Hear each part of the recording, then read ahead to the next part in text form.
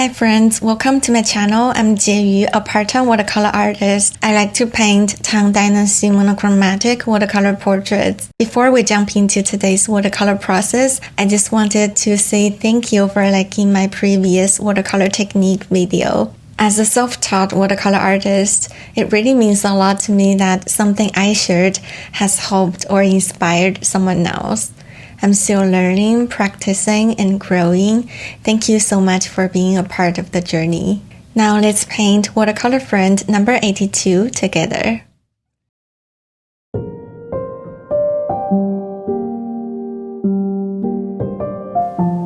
I organized all my Redbud pigment watercolors in this perfume box. I keep the swatching labels on the top and the watercolor at the bottom.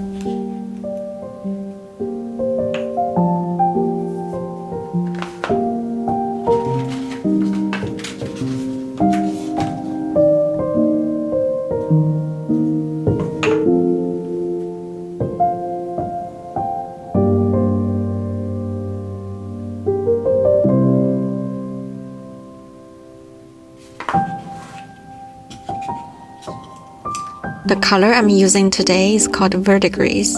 It's a rich, deep green with blue undertones and a shimmery copper finish. Very interesting combination.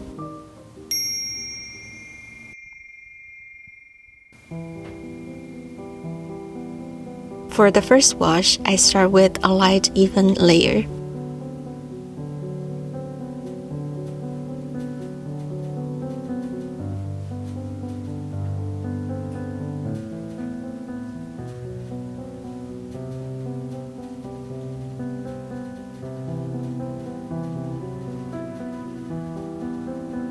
Watercolor usually dries lighter than it looks when wet.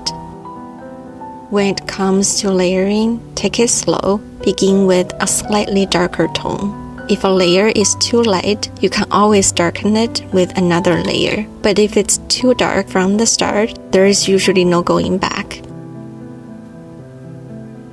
I like to begin adding soft shadows to the trickiest area first, the chin. Softening the edges is the most essential technique here.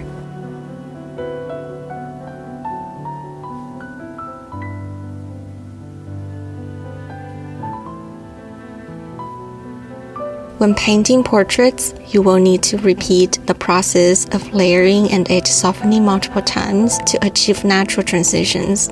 Patience is key.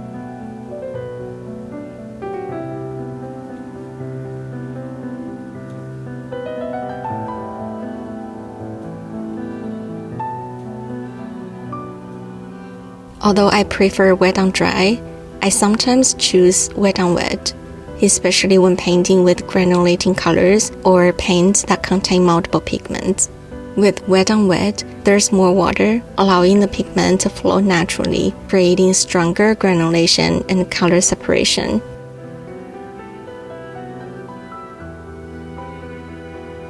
Even with wet on wet, softening the edges is still important.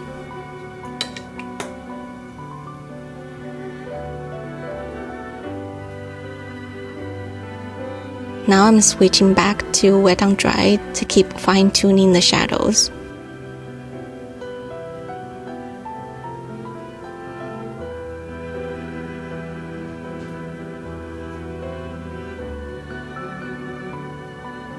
I repeat until I'm happy with the contrast.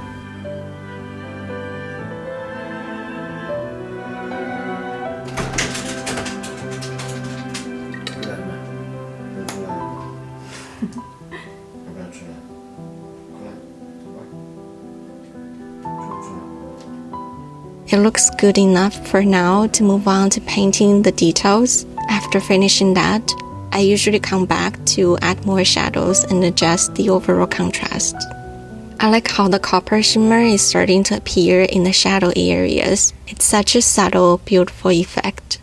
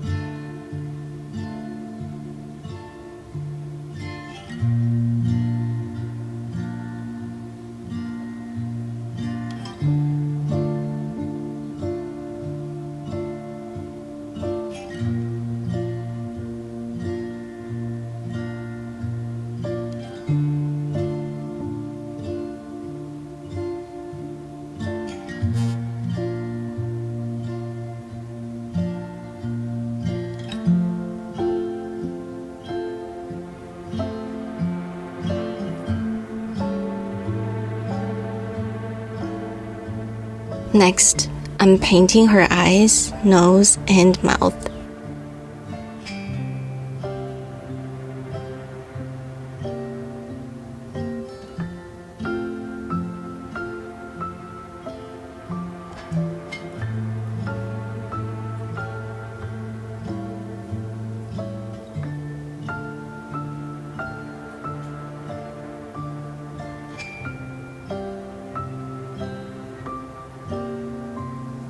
To paint fine lines, use a pointed brush and carefully control the amount of water.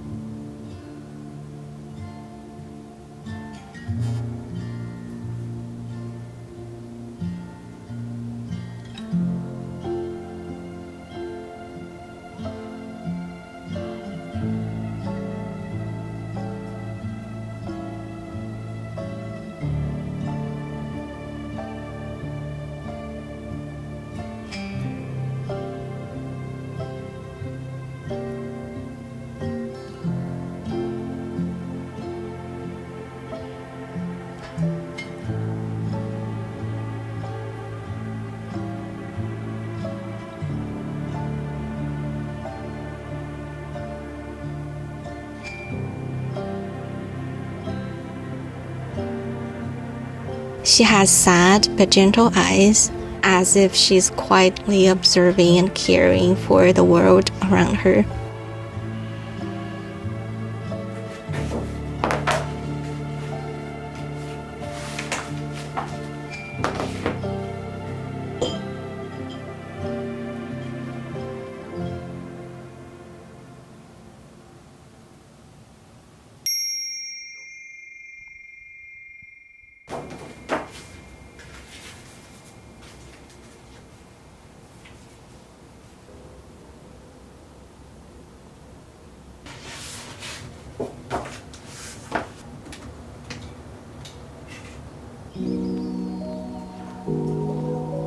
For the hair, I decided to use wet on wet to get stronger color separation. I applied a layer of clean water first, then added wet dark paint.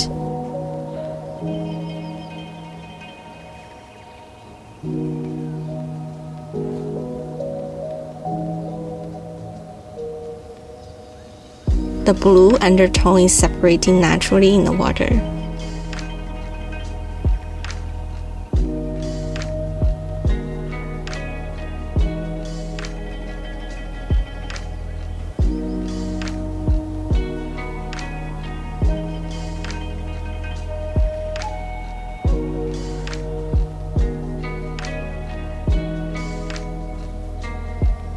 I love high contrast, so I'm adding another layer of shadow.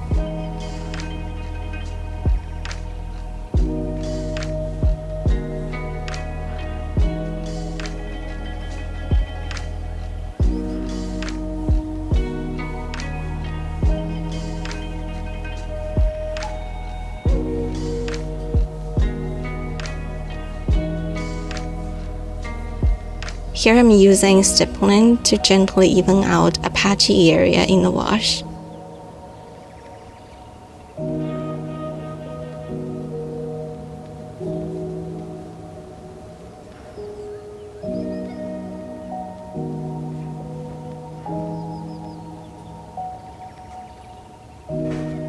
For the hair balm, since it's a small area, I like to paint the darkest part first, then quickly soften the edges and transition into the lighter area.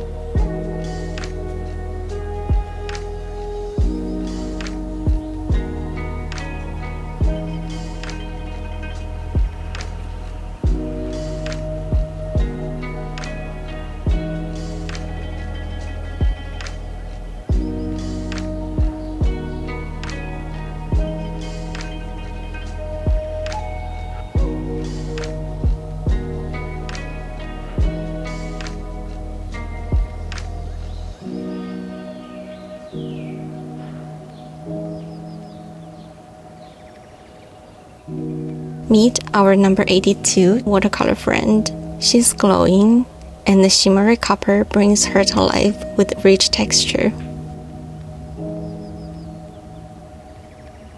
Thank you so much for watching. See you next time.